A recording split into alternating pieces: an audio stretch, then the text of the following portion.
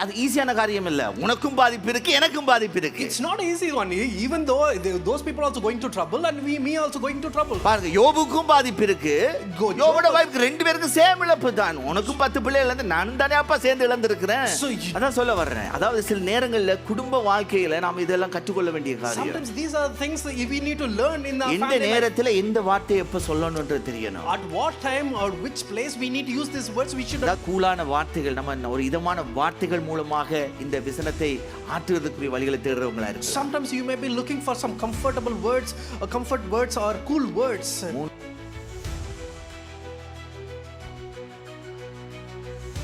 ஆதியாகம புத்தகம் Book of Genesis chapter 6 verse 6. Genesis chapter 6 verse 6.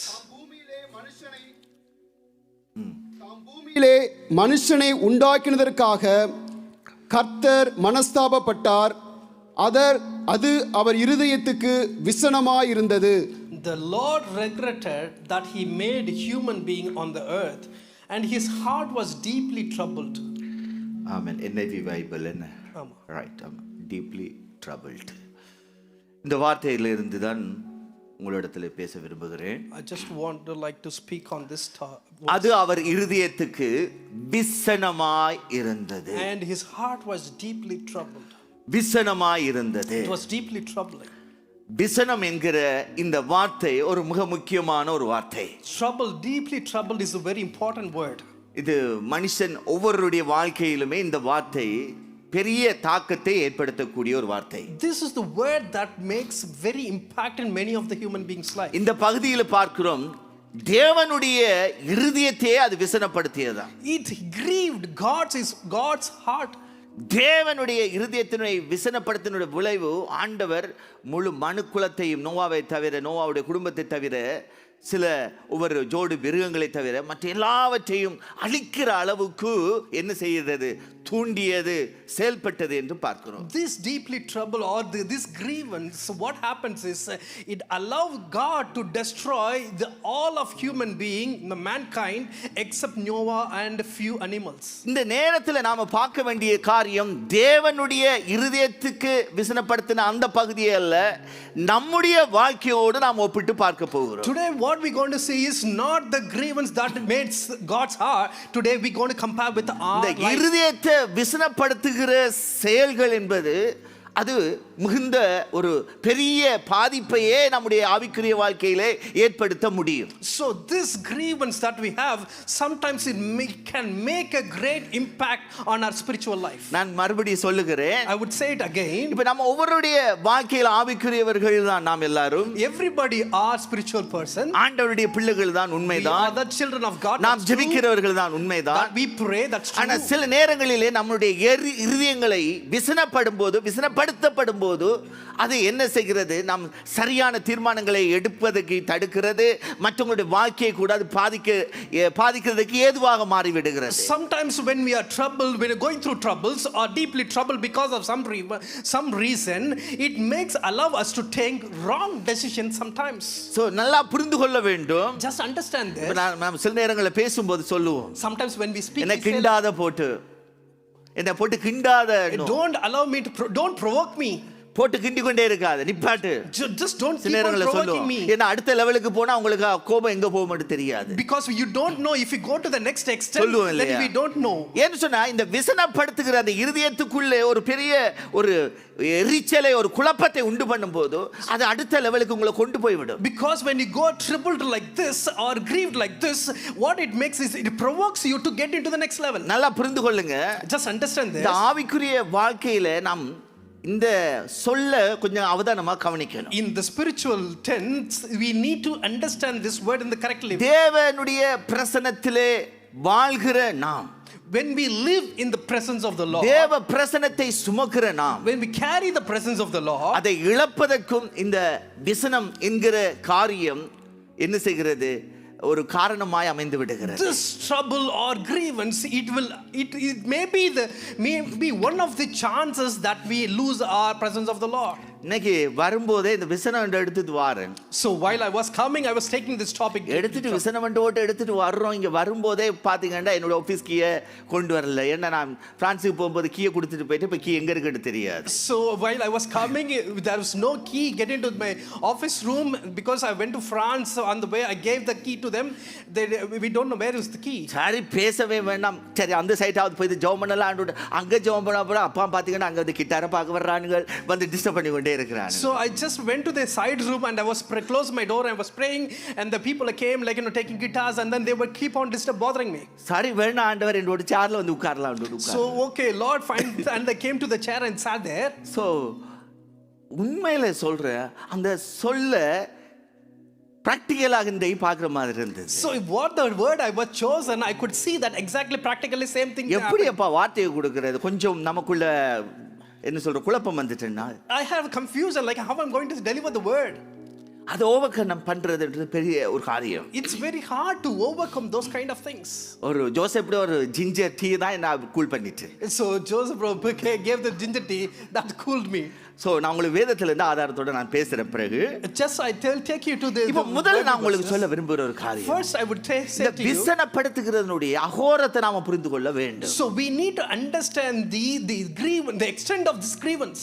புரியுதா? இப்போ நாம வந்து அதை புரிந்துட்டோம்னு சொன்னாலே நம்முடைய வாழ்க்கையில கவனமா இருப்போம், மற்றவர்களுடைய வாழ்க்கையுமே கவனமாக இருப்போம். So if you understand that, then we will be very careful with our life, and others also will be careful. இந்த விசனப்படுத்துகிறது என்பது நீங்க பேசுகிற பேச்சுக்கள் மாத்திரமல்ல. It's when we say about the trouble, it's not that நம்முடைய செயல்களும் மற்றவர்களை விசனப்படுத்தும். even the actions also may grieve other நம்ம people. பார்க்கிற காரியங்களும் நம்மளை விசனப்படுத்தும். Even what you see also நம்மளை சுற்றி இருக்கிற ஒவ்வொரு சூழ்நிலைகளிலுமே நீங்க பார்த்தீங்கன்னு சொன்னால் இந்த விசனத்தை ஏற்படுத்தக்கூடிய காரியங்கள் நடக்கிறதை நாம் நம்முடைய வாழ்க்கையிலே அனுபவித்திருக்கிறோம். So everything that is happening around you, the surroundings, everything, it may trouble you. We have seen those kind of things.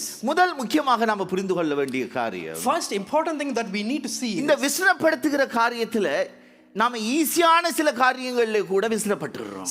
when we is getting into trouble or these kind of things, even the simple matter we get ஒரு trouble. Spiritual maturity சொல்லுகிறேன். I just want நாம் to share it ஆவிக்குரிய from வாழ்க்கையில the spiritual மெச்சூரிட்டியாக இருக்க வேண்டியவர்கள், people who should be the spiritual maturity. இப்போ இந்த சபைக்குள்ள இருக்கிறவங்க யாரையாவது ஒருவர் பிரைஸ் பண்ணும்போது, அவங்கள ஒரு என்ன சொல்வது உயர்த்தி பேசும்போது, someone if they praise the other person, when they praise by lifting, அதை நம்மளால ஏற்றுக்கொள்ள தக்க இருதயம் இல்லாவிட்டால், when we don't have a heart to accept those words, ஆமா அவர் அதுக்கு பாத்திரரு, yes he is eligible for இன்னைக்கு that. அவரை சந்தோஷப்படுத்துறாங்க. So today they are நாளைக்கு ஆண்டு நம்மள என்ன செய்ய முடியும்? சந்தோஷப்படுத்த முடியும். Tomorrow God may allow us to make us happy. நல்ல ஆவிக்குரிய வாழ்க்கையில புரிந்து கொள்ளுங்க. Just understand in the spiritual இது life, அதிகமாக நம்ம சபைகள்ல பார்க்கிற காரியம். these are the things we often see in the churches. இது சவுலுடைய வாழ்க்கையில இருந்தது. This also happened in the Saul's life. எப்ப நடந்தது தெரியுமா? You know when it happened? என்ன தாவீது கொன்றது 10,000, சவுல் கொன்றது 1000. So First Samuel chapter 18 ல வாசிக்க முடியும் அந்த காரியத்தை. First Samuel 18 we can read about that. What did Saul has killed his 1,000 and David killed his 10,000. Verse 8 ல சொல்லுகிறது, 1 Samuel chapter 18, அந்த வார்த்தை சவுலுக்கு விசனமா இருந்ததா. Saul was very angry. என்னவா? ஏன் வசனம் வந்தது? What is the word? தாவீத உயர்த்திட்டாங்க, தன்னை தாழ்த்திட்டாங்க. They lifted David and they put down Saul. நல்லா புரிந்து கொள்ளுங்க. Just understand this. அந்த சம்பவத்தை எடுத்து பாத்தீங்கன்னு சொன்னா, If you read that passage, எப்பவுமே உங்களை உயர்த்தணுமா? is it like every time we need to கர்த்தர் praise you? உயர்த்துற டைம்ல உயர்த்துவாரு. When God கர்த்தர் wants to உங்களை praise you, மகிமைப்படுத்துற டைம்ல when மகிமைப்படுத்துவாரு. God wants to glorify you, எல்லாரையும் ஒரே நேரத்துல மகிமைப்படுத்த முடியுமா? you cannot glorify எல்லாரும் ஃபர்ஸ்டா இருக்க முடியுமா? Everybody can be செகண்ட் அப்ப தேர்ட் எல்லாம் யாருமே வரக்கூடாதா? who can be on second வந்தா and third? என்ன? What if you've come for அந்த சில காரியங்களை நாம இயற்கையாக பார்க்கிறது கிடையாது. sometimes we don't see as a natural way. நல்லா புரிந்து கொள்ளுங்க. Just understand this. தாவீது வந்து அங்க ராஜா கிடையாது. சவுல் ஆல்ரெடி ராஜாவா இருக்கிறான், மேன்மையான ஒரு இடத்துல இருக்கிறான். David is not a king. Saul already become a king and he is in a higher place. ஜனங்கள் அவனை சொன்னாலும் சொல்லாவிட்டாலும் அவனை மேன்மைப்படுத்தி வைத்திருக்கிறார் கர்த்தர். So whether people say or not, already God honored him and kept him in a higher place. நல்லா புரிந்து கொள்ள வேண்டும், நம்மளை மகிமைப்படுத்துகிறது கர்த்தரிடத்திலிருந்து வருகிற காரியம். Just we need to understand the glory that we receive. It's God God should give it. இப்போ இந்த ஜனங்க சொன்ன வார்த்தையை கேட்டோடனே இவனுக்குள்ள விசனம் உண்டாயிருந்தது என்று வாசிக்கிறோம். அடுத்த வசனம் சொல்லுகிறது, அவனுக்குள்ளாக அதனுடைய தாக்கம் அப்படியே தாவீதை பார்க்கிற பார்வை ஒரு பொறாமைக்குள்ள கொண்டு போய் விடுகிறது. So what is happen is, if you read the further verse, you will understand this way it leads him to jealousy. அந்த நாள் முதல் கொண்டு சவுல் தாவீதை என்னவாம், எப்படி காய் மகாரமாய் பார்த்தான் என்று எழுதியிருக்கிறது. இது இன்னொரு மொழிபெயர்ப்பில் என்ன சொல்லுகிறது என்று சொன்னால், பொது மொழிபெயர்ப்பில் அன்று முதல் சவுல் தாவீதை பொறாமை கண் கொண்டு பார்க்கலானார். So the next another version of the Tamil Bible, it says, from that day onwards with jealousy eyes he started to see David. இந்த விசனை எங்க கொண்டு போகுதுன்னு சொன்னா, அதுக்கு அப்புறம் அவன் தாவீதை பார்த்த விதமே தப்பு. So why this trouble took him is, after that the way இவனை இனி வைக்கவே கூடாது என்ற அளவுக்கு அவனுடைய பார்வை அந்த பொறாமைக்குள்ள கொண்டு போய் அவனை கொல்லணும் என்ற அளவுக்கு கொண்டு போயிட்டு இந்த விசனத்தினுடைய தன்மை. So this trouble or grievance, he took me to the level that since he should not anymore live, that's the way he took him. இந்த பிள்ளை மாத்திரம் தான் எல்லாத்துலயும் பெஸ்டா இருக்கணும். My child should be in best in all the ways. மற்ற பிள்ளைகளும் பெஸ்டா இருக்கும்போது, பெஸ்டா வரும்போது பிரைஸ் பண்ணுங்க, அதை அக்செப்ட் பண்ணுங்க. So when other children also come to that level, we should accept that. நல்லா புரிந்து கொள்ளுங்க. Just understand இந்த this. வார்த்தை, இந்த சவுலுக்குள்ளாக இந்த காரியத்தில் இருந்த இந்த காரியம் அவனுடைய வாழ்க்கை, ஆவிக்குரிய வாழ்க்கையை முழுமையாக பாதிப்புக்குள்ள தான் கொண்டாய் கொண்டிருந்தது. This character that got into Saul, what happens is it leads and it spoils his spiritual growth. அப்ப நாம இன்றைக்கு இதை குறித்து நாம பார்க்கிறதே இல்லை பாருங்க. Today we don't think about all these அப்ப things. எந்தெந்த விதத்துல எல்லாம் நமக்குள்ள விசனப்படக்கூடிய சந்தர்ப்பங்கள் வருகிறது என்பதை பார்த்து என்ன செய்ய வேண்டும், அதுல கவனமாக இருக்க வேண்டும். We should be very cautious to understand which are the things are deeply going to trouble us, and we should be careful இது about that. சவுலுடைய வாழ்க்கையில பார்க்கிறோம். This is what we see it in the Saul's life. ஆனா ஆவிக்குரிய முதிர்ச்சியில் இருந்த ஒரு மோசே என்ற ஒரு பாத்திரம் நமக்கு எல்லாருக்கும் தெரிந்த ஒரு பாத்திரம் தான். We all know this character, this Moses. He is have a spiritual maturity level. Sinai மலையில தேவனோடு கூட 40 நாள் அமர்ந்திருந்த ஒரு மனுஷன். He sat with the presence of Lord in the Mount of Sinai for 40 days. தேவ பிரசன்னத்தில தேவனோடு முகமுகமாய் பேசுகிற ஒரு மனுஷன். The person who speaks with the Lord face to face. வசனம் சொல்லுகிறது, சங்கீத புத்தகம் Psalms 106 verse 32-33 வாசிக்கலாம், குயிக்கா போகலாம். 106 verse 32 and 33. மேரிபாவின் தண்ணீர்களிடத்திலும் அவருக்கு கடுங்கோபம் ஊட்டினார்கள், அவர்கள் நிமித்தம் மோசேக்கு பொல்லாப்பு வந்தது.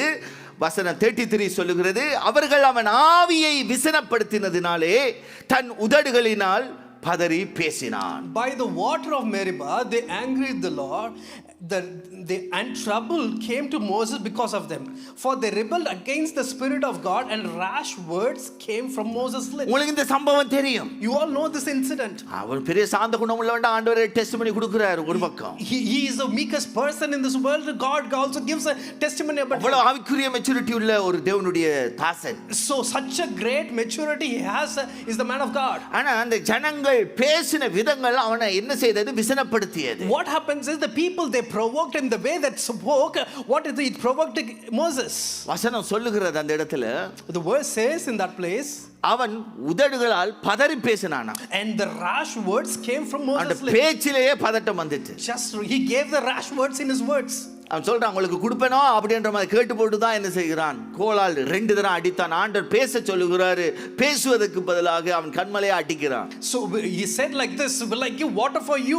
And then with that rash words he didn't speak to the mountain, he just hit the mountain. என்னாகும் 20வது அதிகாரத்துல இந்த சம்பவத்தை வாசிக்க முடியும். You all read this passage in Exodus chapter 20. ஆனா கர்த்தருக்கு அது என்னத்தை கொண்டு வந்தது, அவருடைய நாமம் பரிசுத்த குலைச்சல் ஆயிட்டேன்னு சொல்லிட்டு ஆண்டவர் என்ன செய்கிறார் சொல்றாரு, நீயும் ஆரோன் என்ன செய்ய முடியாது, கானானுக்குள்ள போக மாட்டீங்கன்றார். So God says you and Aaron will not enter into the kingdom, into the Canaan, because you have spoiled the holiness. verse 12 வாசிக்க முடியும். Numbers chapter 20 verse 12 வாசிக்க முடியும். Numbers chapter 20 verse 12, you can read about that. பின்பு கர்த்தர் மோசேயையும் ஆரோனையும் நோக்கி, இஸ்ரவேல் புத்திரின் கண்களுக்கு முன்பாக என்னை பரிசுத்தம் பண்ணும்படி நீங்கள் என்னை விசுவாசியாமற் போனபடியினால் இந்த சபையாருக்கு நான் கொடுத்த தேசத்துக்குள் நீங்கள் அவர்களை கொண்டு போவதில்லை என்றார். அவன் என்ன சொல்றாரு, கொண்டு போவதில்லை. He says you will not take them to the land. ஆண்டவர் அந்த இடத்துல சொல்லுகிற வார்த்தையினுடைய ஆழத்தை புரிந்து கொள்ள வேண்டும். You need to understand the depth of the word that God spoken to them. அவ்வளவு பிரயாசப்பட்டு எகிப்திலிருந்து அவ்வளவு காரியங்களையும் இந்த மோசேயின் கையின் மூலமாக செய்திருக்கிறாரு. இப்போ மோசேக்கு எவ்வளவு வாஞ்சை இருக்கும், அந்த வாக்குத்தத்தத்தின் கானானுக்குள்ள காலை வச்சு ஆண்டவர் கொடுத்த அந்த நல்ல தேசத்தை என்ன செய்யணும், தண்ட கண்ணால பார்க்கணும் என்று. So how much of dreams that Moses would have had, like after long struggle and toil and effort, God took them from Egypt, and he was so desired to see that land of Canaan. நடத்தி கொண்டிருக்கிற மோசேக்கே போக முடியாத அளவுக்கு அவருடைய இருதயத்தை விசனப்பட்டு போயிட்டு என்று சொன்னால் அதனுடைய தாக்கத்தை கொஞ்சம் புரிந்து கொள்ள வேண்டும். Just imagine the person who was leading all those people, they provoked Moses. Because of that, he couldn't achieve and get into the Canaan. Just imagine. உபாகம புத்தகத்துல 3வது அதிகாரத்துல படிச்சு பார்த்தீங்கன்னா, if you read Deuteronomy chapter 3, அவர் திரும்பலாம் ஆண்டவர்ட்ட pray பண்ணி பார்க்கிறார். he goes back and prayed again and again. ஆண்டவருடைய மோசேயினுடைய ஜெபத்தை கேட்காத ஒன்றேண்டா இதுல மட்டும் தான் ஆண்டவர் கேட்கல மோசேயுடைய ஜெபத்தை. God doesn't listen to Moses' prayer. If you want to know which one it is, ஆண்டவர் சொல்றாரு, நீ இத பத்தி என்னட்ட இனிமே பேசவே கூடாது. He said that you shouldn't speak to me about this anymore, he said. அந்த அளவுக்கு ஆண்டவர் ஸ்ட்ராங்கா நிக்கிறார். That's how God was so strong with this prayer. பாருங்க, அவருடைய இருதயத்தை விசனப்பட்டதனால, just imagine, because he was grieved, எவ்வளவு அற்புதங்களை எவ்வளவு ஜெபங்களுக்கெல்லாம் ஆண்டவர் பதில் கொடுத்தார் வர்ற ஜெபத்தை கேட்டு. So God gave many answers and miracles when Moses prayed. ஆனா கானானுக்குள்ள போக முடியாம போயிடுச்சு. But because of this he couldn't enter into Canaan. அப்ப நம்முடைய இருதயத்தை விசனப்படுத்துகிறது என்பது நம்முடைய ஆவிக்குரிய வாழ்க்கையை அழித்து போடத்தக்கது என்று நான் உங்களுக்கு சொல்லுகிறேன். So what I'm trying to say is, anything that deeply troubles you or grieves you, it will spoil your spiritual walk. இந்த மோசேயினுடைய நிலையை குறித்து நினைச்சு பார்த்தா பரிதாபம். It's very pathetic when you look at the Moses. சொன்னாரு, ஆண்டவரே இந்த ஜனங்களை கொன்னு போடாதீங்க. He says that, Lord, do not perish these people, destroy these people. அவங்களுக்கு பதிலா எந்த பேரை ஜீவ புத்தகத்துல இருந்து கிறுக்கி போடுங்கன்னு சொன்னவர் இவர். He says that, blot out my name, Lord, from the book of life. ஆண்டவரே சொல்றாரு, உன்னை மாத்திரம் காப்பாத்தி போட்டு இவங்களை அழிச்சு போட்டு உன்ல இருந்து சந்ததி உருவாக்குறேன்றாரு. God says that I'm going to destroy all these people, I'm going to bless you, from you I'm going to bring a generation, he said. ஆனா அப்படிப்பட்ட ஜனங்கள் தான் அவருடைய இருதயத்தை விசனப்படுத்தினாங்க. அப்படிப்பட்ட ஜனங்கள் தான் இவர் கானானுக்குள்ள போறதுக்கு தடையா இருந்திருக்கிறாங்க. So those kind of people are become the reason that Moses didn't get into the Canaan. நல்லா புரிந்து கொள்ளுங்க. Just understand. எவ்வளவு ஒரு ஆவிக்குரிய வாழ்க்கையில மெச்சூரிட்டி உள்ளவனையுமே இந்த விசனப்படுத்தும் போது அவன் பதற வைக்கிறது. Even how matured spiritually, still these kind of troubling things or grieving things, it will affect them. இதை ஜனங்களும் புரிந்து கொள்ள வேண்டும். People also should understand. நான் தான் மறுபடியும் சொல்லுகிறேன். I just want to say it again. உங்களால மற்றவங்களுடைய இருதயங்கள் விசனப்படுத்தப்படுவது அது உங்களுக்கு நல்லது அல்ல. So because of you, if someone is grieved or troubled, then it won't be good for you.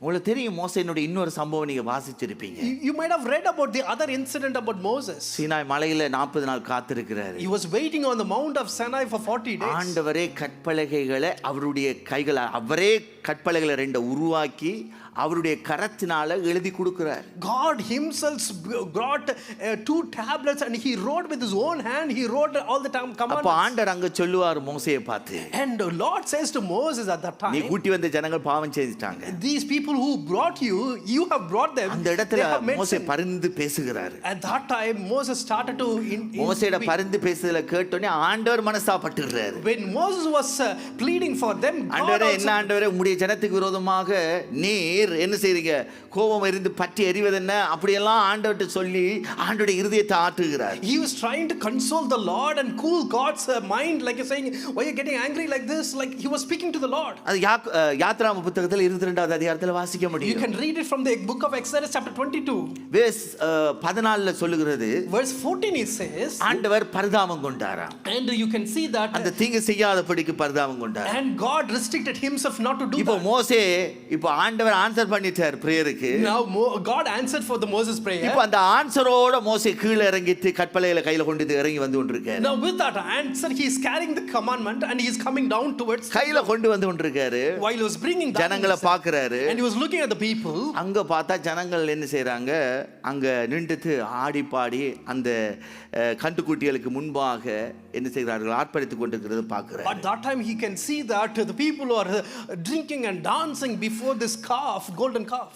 அந்த சம்பவத்துல நல்ல ஒரு காரியம் இருக்கிறது. There was incident, you can see that. Exodus chapter 32 verse 19ல சொல்லுகிறது, Exodus chapter 32 அந்த verse 19. கண்டுக்குட்டியும் நடனத்தையும் கண்டபோது மோசே கோபம் உண்டவனாகி என்று எழுதப்பட்டிருக்கிறது. So it says that when he approached the camp by sawing the calf, Moses' anger burnt. கர்த்தர் மனஸ்தாபப்பட்டுட்டாரு, கர்த்தர் இறங்கிட்டாரு. God was came down. ஆனா இவர் பார்க்கும்போது இவருக்கு எரிச்சல் வருது, இவருக்கு கோபம் வருது. But when he saw that, he was got angry and disappointed. சில நேரங்களில் இப்படித்தான் நாமளும் பண்றோம். This is how we also do. ஆண்டவரே வந்து மன்னிச்சிருப்பாரு. Sometimes God himself நம்ம would have ஆண்டவருக்கு forgiven. மேல நீதிமான்களா இருப்போம். We will be more than like righteous நம்ம than ஏதோ God. ஆண்டவருக்கு மேல ஸ்தானத்துல இருந்து நினைச்சு பார்ப்போம். We will be thinking in the higher level than God. டூ மச்சா நாம பண்ணும்போது அது நம்மளுடைய ஆவிக்குரிய வாழ்க்கையை அது பாதிப்பு ஏற்படுத்துது. When you think too much, what it happens, it's going to spoil our spiritual வேதம் சொல்லுகிறது, அந்த சம்பவத்துல பாத்தீங்கன்னு சொன்னால், Bible says தன் கையில் இருந்த பலகைகளை மலையிலே அடித்து என்ன செய்றான், எரிந்து உடைத்து போட்டானா.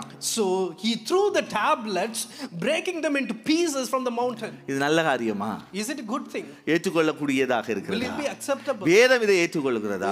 Is it Bible இல்ல, acceptable? ஏற்றுக்கொள்ளல. No, it doesn't accept. திரும்ப 40 நாள் ஃபாஸ்டிங் போய் இருக்க வேண்டியிருக்குது. Again he has to go for ஆண்டவர் 40 days சொல்லுவார் fasting. அவன்கிட்ட, God says, நீயே 2 கற்பலைகளை என்ன செஞ்சுட்டு வா, கற்பலைகளை பண்ணிட்டு கொண்டு வான்னுவார். he says that bring 2 நான் உனக்கு tablets. பண்ணி தந்தேன், இப்ப நீயே பண்ணிட்டு வான்ற.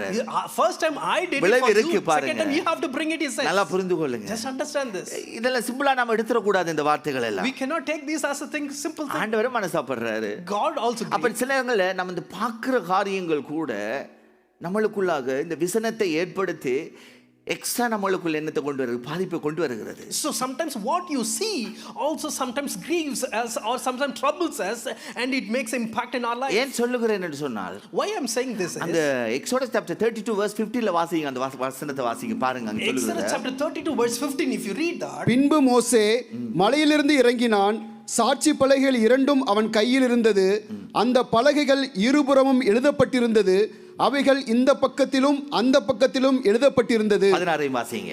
அந்த பலகைகள் தேவனால் செய்யப்பட்டதாயும் அவைகளிலே பதிந்து எழுந்த தேவனால் எழுதப்பட்ட எழுதாயிருந்தது. அவைகளிலே பதிந்த எழுத்து தேவனால் எழுதப்பட்ட எழுத்துமா இருந்தது. இது வந்து ஆண்டவர் பதிவு செய்து வச்சிருக்காரு இந்த வசனத்தை. So God has written this way. This says the tablets are work of God.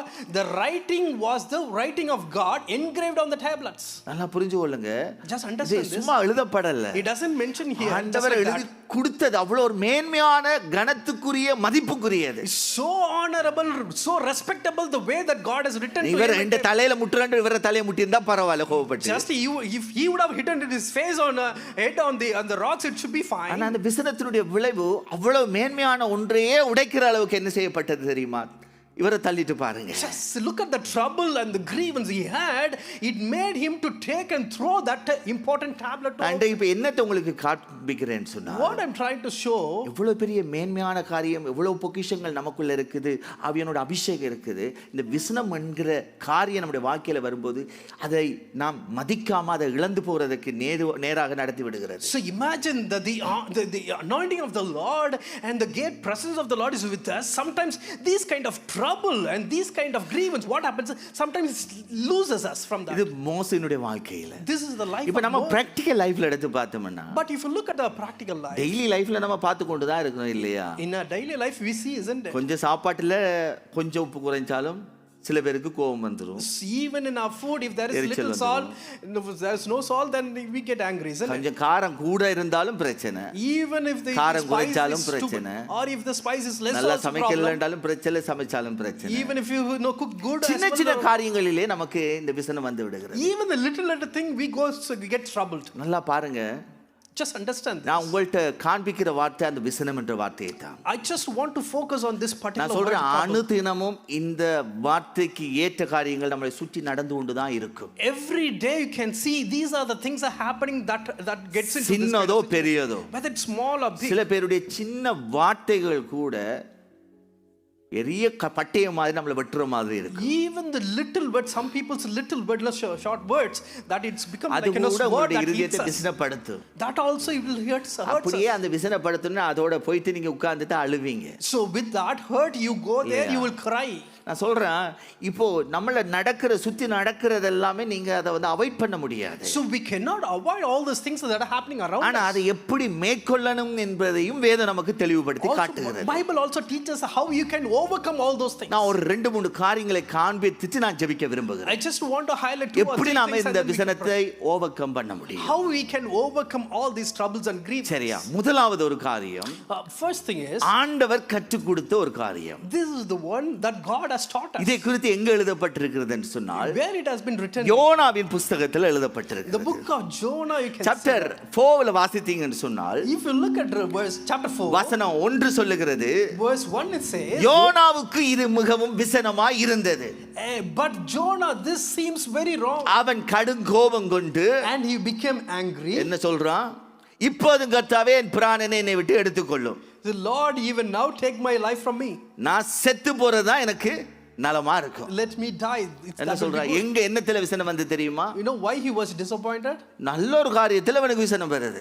Even very good man, இவன்ட எதிர்பார்ப்புக்கு ஒப்போசிட்டா நடந்ததுனால அவனால ஏற்றுக்கொள்ள முடியல. what he was expecting just opposite. இவருடைய that happened எதிர்பார்ப்பு because he என்ன? couldn't accept that. அந்த நினிவே பட்டணத்தை கர்த்தர் தனக்கு சொன்ன மாதிரி அழிச்சிரணும். So what he was expecting is, as Lord says, the Lord have to destroy நாம the city சொன்னது of Nineveh. நடக்கலன்னா என்ன ஆகுது? So if whatever we நாம say, விரும்புறது கிடைக்கலன்னா என்ன ஆகுது? what we like, if we didn't get it, what will happen? என்ன ஆகுது? நீங்களே சொல்லுங்க பதில.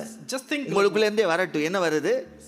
விசனம் உண்டாகுது. Yes, we get troubled. நாம நினைச்சது நடக்கல, எதிர்பார்க்கிறது நடக்கல, What we thought doesn't நினைச்ச happen, நாளைக்குள்ள or what we நடக்கல. expecting, within this day we expected it didn't வருதல்ல, happen. நம்மளை அறியாமலே விசனம் உண்டாகுது. We get troubled, isn't it? போதும் ஆண்டவரே, It's enough, Lord. இனி நான் ஜெபம் பண்ண மாட்டேன், I'm not going to pray இனி நான் பைபிளை படிக்க மாட்டேன். anymore. I'm not going to read the word of God.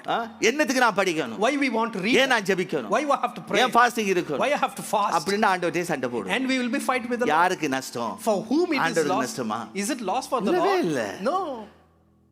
இந்த விசனப்படுத்துறது பெரிய ஒரு தாக்கத்தை ஏற்படுத்தும். This deeply troubled. ஆனா ஆண்டவர் நல்லவர் பாருங்க. But God is good. ஆண்டவர் யோனாவுக்கு கற்றுக் கொடுக்கிறாரு. But God is அவன் teaching அந்த Jonah. விசனத்தை ஆண்டவர் எடுக்க விரும்புகிறார். God wants to take that trouble from Jonah. வாசிக்கலாம், அந்த வசனத்தை வாசிக்கலாம். Let's read the verse. Chapter 4 யோனாவுக்கு இது verse 6. யோனாவுடைய தலையின் மேல் நிழல் உண்டாயிருக்கவும் அவனை அவனுடைய மனமடிவுக்கு நீங்களாக்கவும் தேவனாகிய கர்த்தர் ஒரு ஆமணக்குச் செடியை முளைக்க கட்டளையிட்டு அதை அவன் மேல் ஓங்கி வளர பண்ணினார். அந்த ஆமணக்கின் மேல் யோனா மிகவும் சந்தோஷப்பட்டான். ஆமென். இப்போ ஆண்டவர் இவனுடைய விசனத்தை எப்படி போக்காட்டுறாரு தெரியுமா? You know how God wants to take away this trouble from him? அவனுக்கு தேவை ஒரு ஆமணக்கு செடி தான். All he wants a leafy plant. அவனுக்கு ஆமணக்கு செடி ஒரு அற்புதம் நடந்தா போதும். If he has a miracle with the leafy plant, that should be enough. இவ்வளவு நேரம் எரிச்சலா இருந்தோம், சட்டில ஒரு மரம் வளருது பாருங்க. So far he was angry. வெயில் அடிக்குது அவனுக்கு. He was caught. எரிச்சலுக்கு மேல எரிச்சல்ல போய் He கொண்டிருக்கிறான். was going after the. அந்த டைம் பார்த்து ஆண்டவர் என்ன செய்றாரு? ஒரு மிராக்கிள் பண்றாரு. At that time God makes a miracle. இவன் பார்த்து கொண்டிருக்கக்குள்ள அது மரம் வளருது. And while he was looking, there இவனுக்கு was அப்படியே a tree. நிழலா குளுமையா கொடுக்குது. And it God gives the Joseph shadow. It's எனக்கு ஒரு very டீயை தந்த cool. மாதிரி தான். அது என்ன செய்ததான்? What it happens is, யோனாவுக்கு சந்தோஷமா இருந்ததா? Jonah became very Jonah happy with it. மிகவும் சந்தோஷப்பட்டான். And Jonah was happy with that. புரியுதா?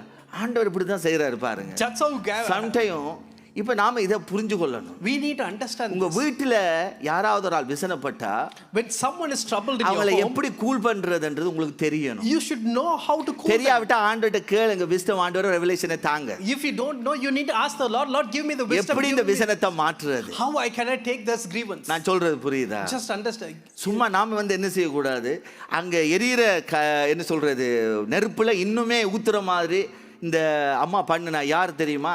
யோபுவோட வைஃப் பண்ண ஒரு காரியம். So you know that the Job's wife was doing it, like, you know. என்ன பண்ணுனா தெரியுமா? ஏற்கனவே அவனுக்கு இப்ப மேலெல்லாம் சொறி பிடிச்சு அவன் என்ன செய்யறான், ஒரு ஓட்டை வச்சு சொரண்டி கொண்டிருக்கிறான். So all over his body, Job was scratching himself. There was a problem with it. அது ஈஸியான காரியம் இல்ல. உனக்கும் பாதிப்பு இருக்கு, எனக்கும் பாதிப்பு இருக்கு. It's not an easy one.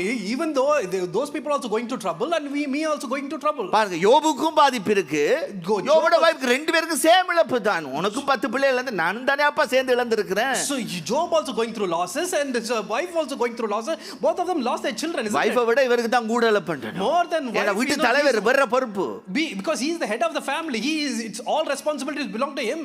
அங்க சொல்லுகிறது அவனுடைய உள்ளங்கால் தொடங்கி உச்சந்தலை மட்டும் கூடிய பருக்கலாம். From the head to toe, everywhere he was having the boils. Wifi விட இவருக்கு தான் இன்னும் அதிகமான தாக்கம்.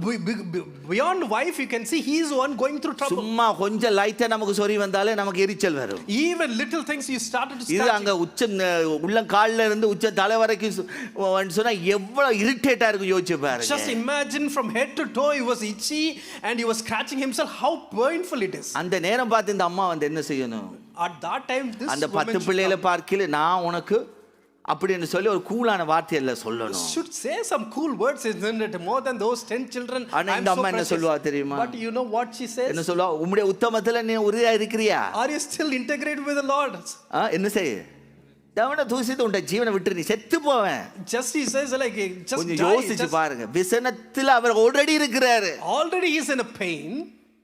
இந்த நிலையில in this situation, நாம இருந்திருந்தா என்ன ஆயிருக்கும்? just imagine we would have been in that place, what would happen? அதான் சொல்ல வர்றேன். அதாவது சில நேரங்கள்ல குடும்ப வாழ்க்கையில நாம இதெல்லாம் கற்றுக்கொள்ள வேண்டிய காரியம். Sometimes these are things that we need to learn in our family. இந்த நேரத்துல எந்த வார்த்தையை எப்ப சொல்லணும்ன்றது தெரியணும். At what time or which place we need to use these words, we should know. அதாவது ஏற்ற காலத்துல சொல்லப்படுகிற அந்த சொற்கள் வெள்ளி தட்டில வைக்கப்பட்ட சொற்களுக்கு பொற்பலங்களுக்கு சமானம் என்று எழுதப்பட்டிருக்கு. So Bible says that the right word spoken on the right moment is like, you know, the fruits that kept on the silver plot. ஒரு ஆள் ஏற்கனவே விசனப்பட்டு கொண்டிருக்கும் போது அந்த இடத்துல நீங்க சொல்லுகிற ஒரு வார்த்தை அவங்களுடைய இருதயத்தை குளும பண்ணுகிற மாதிரி இருக்கணும். Already people are grieved. When you speak the word, it should cool them. Cool பண்ற வார்த்தைகள் வரட்டும். You should have those kind of cool words. காயப்படுத்துகிறதுனால அவங்க இன்னும் என்ன செய்யும், அந்த விசனத்தினுடைய உச்சத்துக்கு போய் விடுவார்கள். If you start to hurt even more, they will get into the higher level of grievance. ஆனா இந்த யோபு நல்ல மனுஷன், ஒரு பக்குவம் உள்ள மனுஷன், very matured person. அதனால அவர் மெச்சூரிட்டியாக நடந்துட்டாரு. He behaved very mature. அவர் சொல்லிட்டாரு, சிம்பிளா சொல்றாரு. He said very simply, he said, நீ பேசுறது அதுல பைத்தியக்காரி பேசுற மாதிரி அப்படின்றார். அதாவது நீ பேசுறது ஒரு குழப்பத்தோட பேசுற.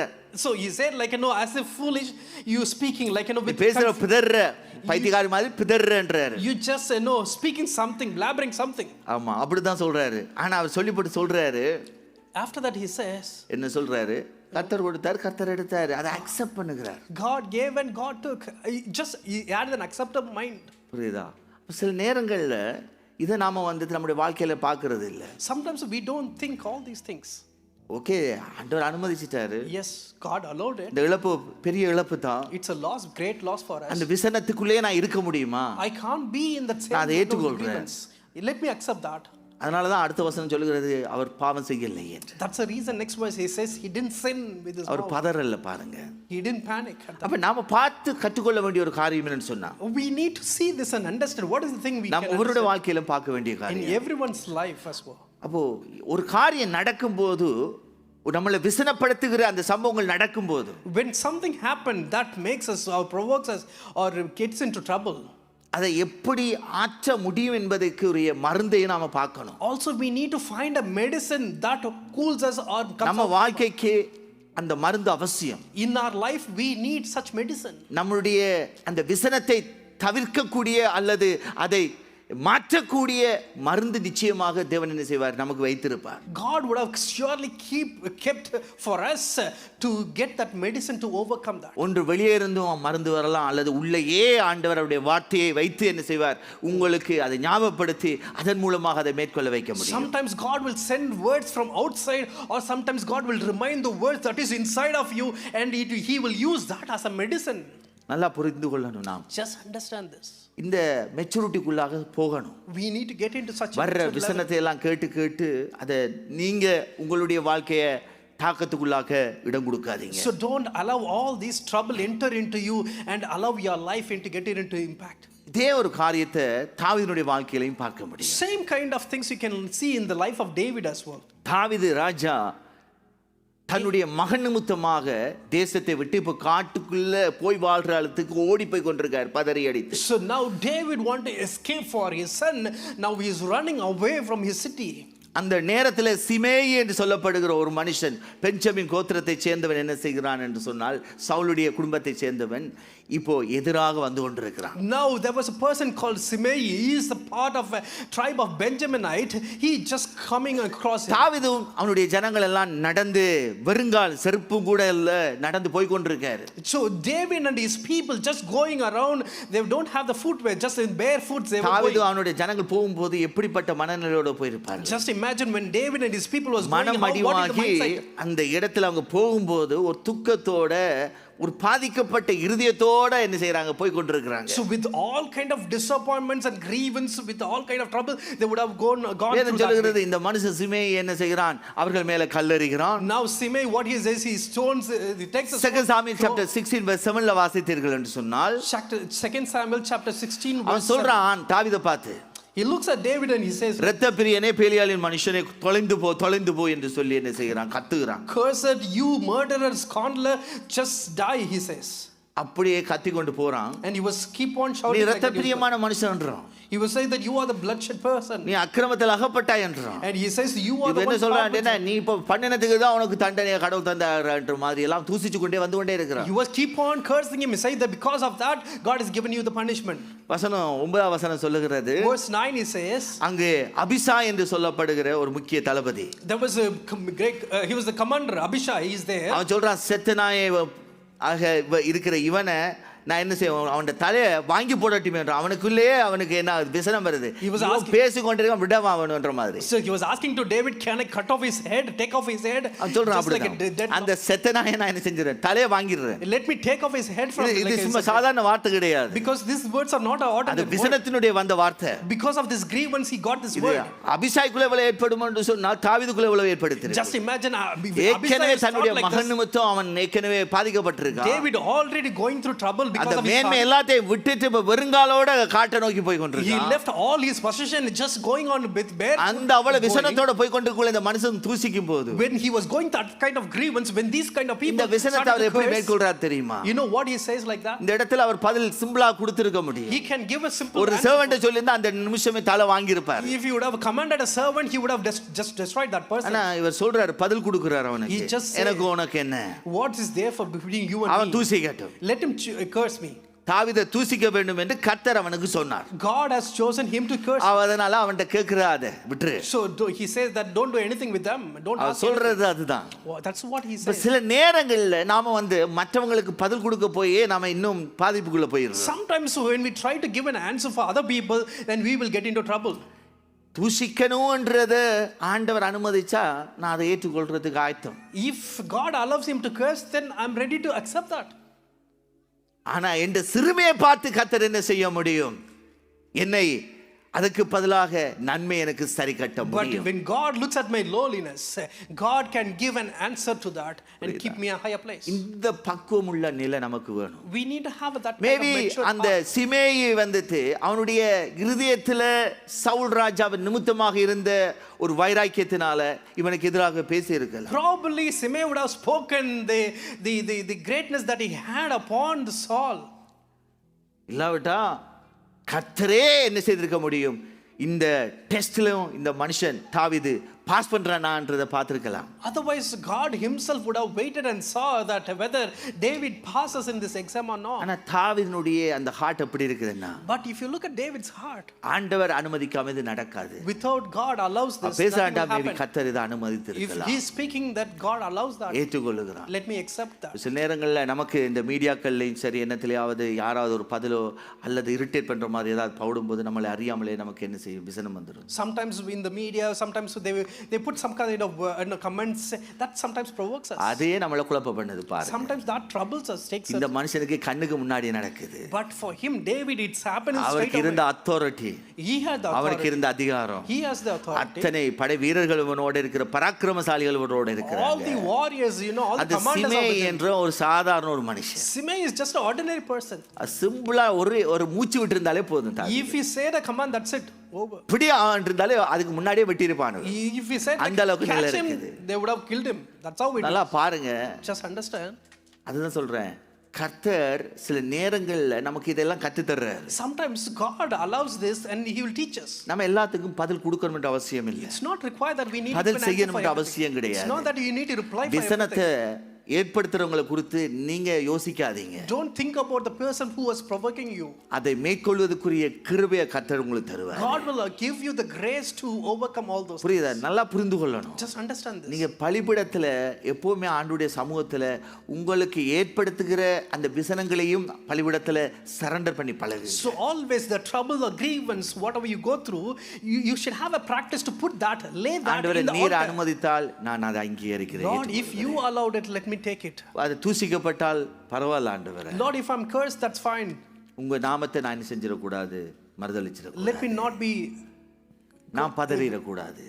I should not be panicked. நான் அதனால உள்ள பாதிக்கப்பட்டிடக்கூடாது. I should not be affected புரியுதா? inside. நல்லா புரிந்து கொள்ளுங்க. இதான் ஆவிக்குரிய maturity. This is what the spiritual maturity is. இந்த தாவீதுடைய வாழ்க்கையில அதைத்தான் நமக்கு வேதம் காட்டுகிறது. This is what you can see in David's life. இப்ப நமக்கு மறுபடியும் விதத்துல காண்பிக்கிற காரியங்கள் இதுதான். So these are the things you can often you can see many சில things நேரங்களில் about ஆமணக்கு செடி மாதிரி அற்புதங்கள் தேவையா this. இருக்கலாம். Sometimes we may need some miracles like leaf இரண்டாவது plant. நமக்கு கூலான வார்த்தைகள், நம்ம ஒரு இதமான வார்த்தைகள் மூலமாக இந்த விசனத்தை ஆற்றுவதற்குரிய வழிகளை தேடுறவங்களா இருக்கு. Sometimes you may be looking for some comfortable words, comfort words or cool words. மூன்றாவது காரியம், அதை ஏற்றுக்கொள்வதன் மூலமாக பரவாயில்ல அங்கீகரிச்சிடுறேன். சரி, Third one is by accepting it, like it may happen. அதன் மூலமாக நம்ம மேற்கொள்ள முடியும். Through that you can overcome. சரி, அதுக்கப்புறம் பார்க்கலாம். So what is next? We're going to கர்த்தர் see என்னோட that கூட இருக்கிறாரு. God is with us. Our நடத்துவாரு. God will lead us.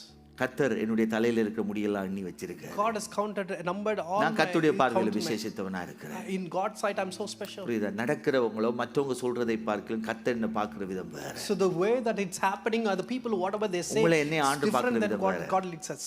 God is இந்த looking at us. பார்வையில இருந்து பார்த்துட்டீங்கன்னா From this aspect if you see, சின்ன சின்ன காரியங்களா இருந்தாலும், வீடுகளில் நடக்கிற காரியங்களா இருக்கலாம், உங்களுடைய ஆபீஸ்ல நடக்கிற காரியங்களா இருக்கலாம், even the little thing that may happen inside your home or it may happen in your office, அவன் இப்படி பேசி போட்டான், he has spoken like பார்க்க that. மாட்டேன், I don't see முகத்தை him. பார்க்க மாட்டேன். I can't see his face. விசனத்துக்கு ஒரு விளைவுகள் ஏற்படுத்தும் சொன்னேன். So if you're going to impact in your அப்படி life, போகாதீங்க. don't go do that. பழிக்கு பழி செய்யறது கர்த்தருடைய காரியம். So revenge for revenge, it's God's நாம work to do. கர்த்தருடைய கரத்துல ஒப்பு கொடுத்துறோம். We need to surrender to the Lord. விசனத்தை நாம நம்முடைய வாழ்க்கையிலிருந்து மேற்கொள்ளத்தக்க வழிகளை வேதம் நமக்கு போதிக்கிறது. God, the Bible also teaches how you can overcome all your troubles and உங்க griefs. ஆவியை காத்துக்கொள்ளுங்க. You need to guard your உங்களுக்குள்ள spirit. தேவன் தந்த அபிஷேகத்தை காத்துக்கொள்ளுங்க. You need to guard the anointing that God has given to you. ஆவியானவருடைய பிரசன்னத்தை காத்துக்கொள்றது எல்லாத்த பாக்கிலும் மேலானது. It's very important and great that you need to guard the anointing of the Lord. அப்படியே எழுந்து நில்லுங்க. Can we all stand to our feet? Thank you Jesus.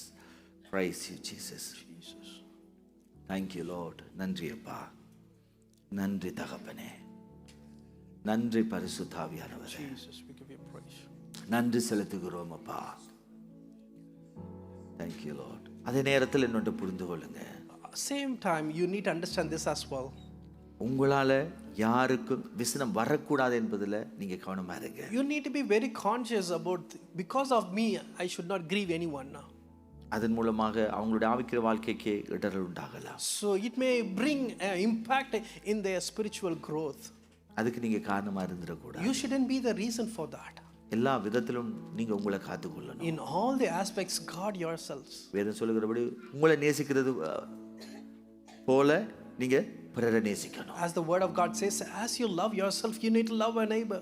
மற்றவங்க எப்படி நீங்க மற்றவங்கள்ட்ட எதை எதிர்பார்க்குறீங்களோ அதை நாம மற்றவர்களுக்கு காண்பிக்கணும். What you expect from other people, you need to do for you. First, you need to do it. வேளையிலும் தாழ்த்தி நாம் ஜெபம் பண்ணலாம். Let us bow down. Let us pray now. தகப்பனே, இந்த அருமையான வேளைக்காக நன்றியப்பா. Father God, we give thanks for this wonderful time. ஆண்டவரே, இதுவரைக்கும் எங்களுடைய வாழ்க்கையில எத்தனையோ விசனங்கள் விளைவுகளை நாங்கள் பார்த்திருக்கிறோம். Lord, we have seen many kind of trouble and grievance in our lives that made an impact, Lord God. அதை நிமித்தம் மனமடிவாகி ஆண்டவரே நாங்கள் சோர்ந்து இருந்திருக்கிறோம். Lord, because of that we become disappointed and become weary, Father. அதை மேற்கொள்ள முடியாமல் தவிர்த்திருந்திருக்கிறோம். Lord, we have struggled, Lord, to overcome that, Lord God. ஆண்டவரே, இந்த நேரத்தில் உங்க பலிபீடத்தில் எங்களை தாழ்த்துகிறோம். Lord, in this time, Lord, we surrender into your altar, Lord விசனத்தினுடைய God. விளைவினுடைய அகோரத்தை நாங்கள் பார்த்திருக்கிறோம். Lord, we have seen the extent of this impact, Father God. அதை நாங்கள் மேற்கொள்ள விரும்புகிறோம். Lord, we would like to எங்க overcome. வாழ்க்கையில அதை மேற்கொள்ள விரும்புகிறோம். Lord, we would like to overcome in எந்த our lives, Lord விசனங்களும் எங்களுடைய வாழ்க்கையில பாதிப்புகளை கொண்டு வரக்கூடாது. God. No trouble or grievance should not impact our life, Father God. எல்லா விதத்திலும் அந்த பக்குவங்களுக்குள்ள வேணும் என்று கேட்கிறோம். Lord, give us the maturity in all the aspects, Lord இந்த God. அருமையான நேரத்தில் உங்க சமூகத்தில் எங்களை தாழ்த்துகிறோம். In this wonderful time, Lord, we completely we surrender and we எங்களுடைய pray, Lord. இருதயத்துக்குள்ள எந்த விதமான குழப்பங்களும் வராதபடி, Lord, in our hearts there should not be any காயங்கள் confusion, வராதபடிக்கு, Lord. There should not be any hurt, Lord விசனங்கள் God. வராதபடி, There should not be any trouble, Lord God. எந்த தாக்கங்களும் எங்களுக்குள்ள Lord, ஏற்படாதபடி, there should not be any impact in our lives, Lord. எல்லா விதத்திலும் எங்களை In காத்துக்கொள்ளுங்க. all the aspects, Lord, we pray for எங்களுடைய குடும்பங்களை காத்துக்கொள்ளும்படிக்கு God, our வேண்டும். family as well, Lord இந்த God. இடத்துல இருக்கிற அத்தனை குடும்பங்களுக்காக I ஜெபிக்கிறேன். pray for every family in this place, Father உம்முடைய God. பிள்ளைகளுக்குள்ளாய் அந்த கிருபை உண்டாகட்டும் என்று வேண்டும். Lord, within your children, Lord God, I pray, Father, let them find the grace, Lord God. ஒருத்தருக்கு ஒருத்தர் ஆறுதலாய் இருக்கட்டும். Let them be, Lord, a comforting person for each other, ஒருத்தருக்கு Lord. ஒருத்தர் ஆதரவாக இருக்கட்டும். Lord, let them also console other persons. ஒருத்தருக்கு ஒருத்தர் அன்புள்ளவர்களாக இருக்கட்டும். Let them be also love, Father God. காயங்களை ஆற்றுகிறவர்களாக இந்த இடத்தில் இருக்கிற அத்தனை குடும்பத்தையும் வைப்பீர்கள். Lord, make every family, Lord God, so that let them bind the wounds, Lord God. உங்க பரிசுத்த பிரசன்னத்துக்குள்ளாக எங்களை தாழ்த்துகிறோம். Lord, in your holy presence we உம்முடைய surrender. ஆளுகைக்குள்ளாய் அர்ப்பணிக்கிறோம். Lord, in your control we give, Father God. இயேசுவின் நாமத்தில் ஜெபம் கேட்டு நிற்கிறோம் நல்ல In பிதாவே. Jesus' name we pray. Amen. Amen.